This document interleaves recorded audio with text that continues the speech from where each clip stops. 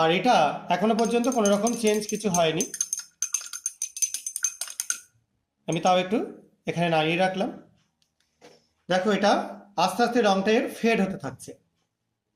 লেবুর রস তার মধ্যে থাকে অ্যাসকর্বিক অ্যাসিড আর সাইট্রিক অ্যাসিড, এবং এই অ্যাসকর্বিক অ্যাসিড এবং সাইট্রিক অ্যাসিডের প্রভাবে দেখতে পাওয়া যায় কি না, এ স্টেটটা মানে জারণ সংখ্যাটা আস্তে আস্তে পরিবর্তন হয়, এবং এটা দেখো আস্তে আস্তে কমলা থেকে হলুদের দিকে এগিয়ে যাচ্ছে। অর্থাৎ এর জারণ সংখ্যা পরিবর্তন হয়ে স্টেটটা ছিল +7 যখন KMnO4 ছিল, সেখান থেকে আস্তে আস্তে এটা MnO2-র দিকে অগ্রসর হচ্ছে, ম্যাঙ্গানিজ ডাইঅক্সাইডের দিকে অগ্রসর হচ্ছে।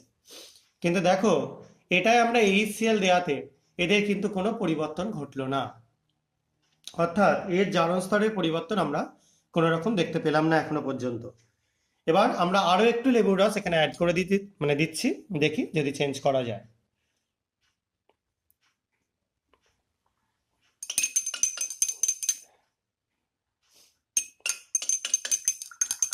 দেখো রংটা ফেড হয়ে যাচ্ছে, সাদাটে হয়ে যাচ্ছে, অর্থাৎ এখানেও কিন্তু রিয়াকশন হচ্ছে। কিন্তু এই যে কালারটা যেভাবে ফেড হচ্ছে সেটা থেকে আমরা প্রমাণ করতে পারলাম কি এর ক্ষেত্রে রিডাকশানে তৈরি হয়ে যাচ্ছে কি KMnO4 থেকে সরাসরি MnCl2, যেহেতু HCl দিয়েছে MnCl2, এই জন্য দেখো এটা পুরো বর্ণহীন হয়ে গেল। তোমরা এটা দেখতে পাচ্ছ ইয়েলো বর্ণের হয়ে গেছে, এটা MnO2 তৈরি হওয়ার জন্য হয়েছে, আর এটা কি হয়ে গেল পুরো কালারলেস বা বর্ণহীন হয়ে গেল। এটাই হলো আজকে KMnO4 দিয়ে